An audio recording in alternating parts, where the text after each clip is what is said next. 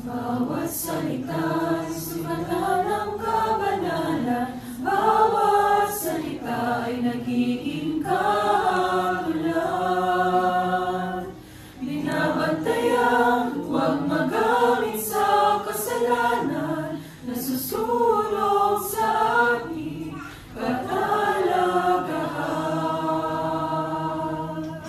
Iniingatan ang gabi, ginagamit sa pagpupuri, nag-iingatan upang lahat ay manatili.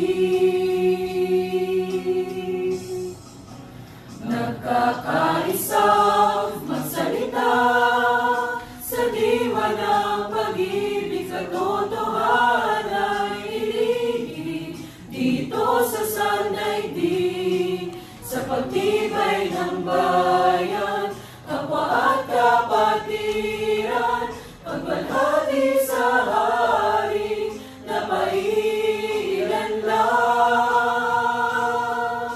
Mga kasangkapan, naghahatid ng kaligtasan, mga biyaya ng Diyos.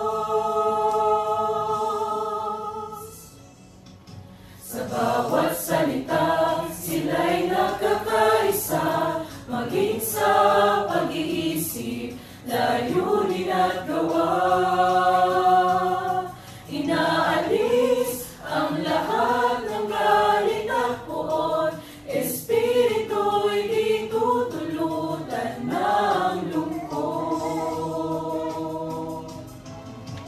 Nagpapatawad gaya ng Diyos na nagpapatawad, upang tayo'y manatiling magkakalat.